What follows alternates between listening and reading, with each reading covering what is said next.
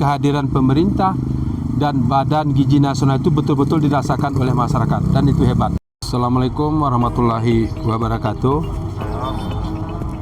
Hari ini kami di Desa Nutkala, Kecamatan Kebayakan, Kabupaten Aceh Tengah. Kebetulan hadir tamu istimewa Ibu Vina, Kepala BKKBN Perwakilan Aceh. Ada Kepala Dinas KB DP3A dan seluruh jajaran, dan teristimewa untuk penyuluh KB nih. Tepuk tangan untuk penyuluh KB. Hebat.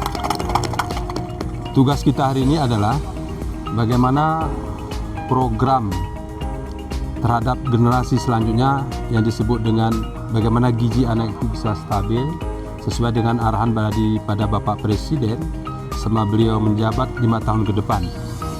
Sehingga kami sebagai Bupati Aceh Tengah berkomitmen bahwa kami bersama dengan penyuluh KB menyampaikan bahwa terus-menerus sampaikan kepada yang membutuhkan. Pertama, kepada ibu hamil, kemudian ibu menyusui, yang ketiga adalah baduta, anak bayi di bawah 2 tahun. Dan nanti langsung diantar, ya, komitmen ya. Siap? Siap. Kami akan melayani masyarakat dengan baik, sehingga nanti kehadiran pemerintah dan Badan Gizi Nasional itu betul-betul dirasakan oleh masyarakat, dan itu hebat.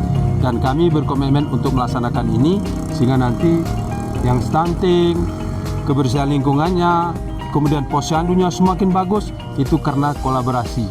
Tugas dari sebagian dari BKKBN, kemudian dari penyuluh KB adalah bagaimana menyampaikan sosialisasi kepada masyarakat bahwa gizi itu penting untuk mencapai generasi kita emas di tahun 45. Salam dari Gayo, penghasil kopi terbaik dunia. Salam Kemenduk bangga. Berencana